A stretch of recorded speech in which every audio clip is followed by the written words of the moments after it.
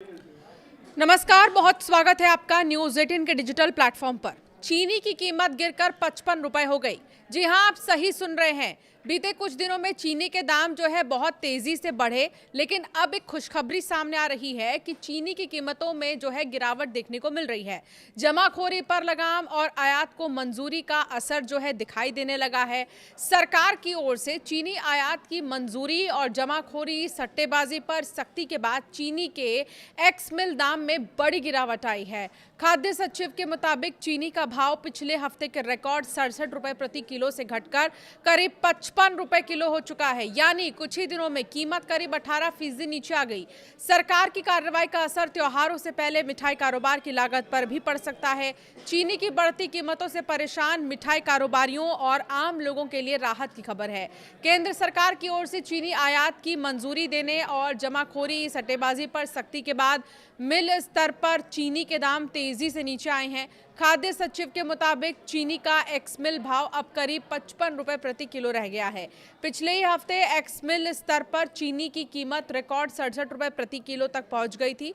इसके मुकाबले मौजूदा भाव करीब 18% जो है नीचे यानी कम है। सरकार का कहना है कि कुछ मिलों की ओर से कीमतें बढ़ाई गई थी, लेकिन अब बाजार में सप्लाई और सरकारी कार्रवाई के असर से भाव तेजी से नीचे आ रहे हैं। खाद्य सचिव के मुताबिक चीनी की कीमतों में अचानक आई तेजी पर सरकार की नजर बनी हुई है।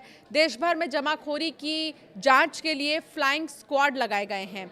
इन टीमों के जरिए ये देखा जा रहा है कि कहीं कारोबारी जरूरत से ज्यादा स्टॉक जमा करके कीमतों को प्रभावित तो नहीं कर रहे। सरकार ने चीनी के आयात को मंजूरी भी दे दी है। इसका मकसद घरेलू बाजार में सप्लाई बढ़ाना और कीमतों पर दबाव कम करना है। सरकार का मानना है कि अतिरिक्त सप्लाई आने और जमाखोरी पर कार्रवाई होने से चीनी के भाव को नियंत्रित रखने में मदद मिलेगी। त्योहारी सीजन शुरू होने के साथ ही चीनी के दाम में गिरावट की खबर राहत लेकर आई है।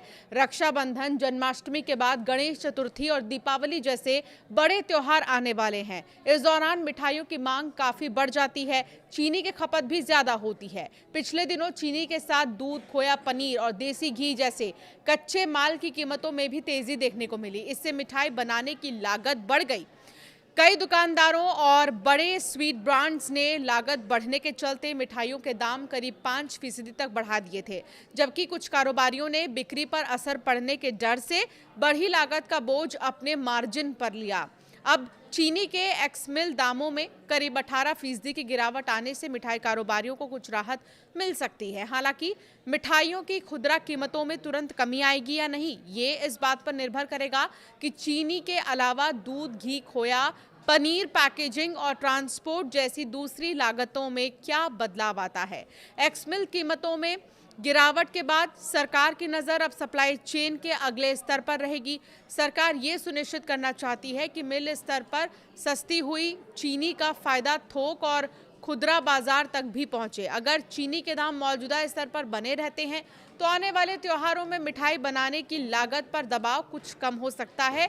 इससे कारोबारियों को कीमतें और बढ़ाने की जरूरत भी कम पड़ सकती है और त्योहारों के दौरान ग्राहकों को राहत मिलने की भी उम्मीद बढ़ेगी। तो कुल मिलाकर चीनी के दामों को लेकर एक नई बात सामने आई है और लगातार जो अभियान चलाए जा रहे हैं, लगातार जो जांच की जा रही है, उससे भी आने वाले दिनों में कहीं ना कहीं राहत आपको देखने को मिल सकती है। आपकी राय क्या है चीनी के दामों पर? आपके शहर में चीनी के दाम क्या है? हमें आप कॉमेंट कर बता सकते हैं।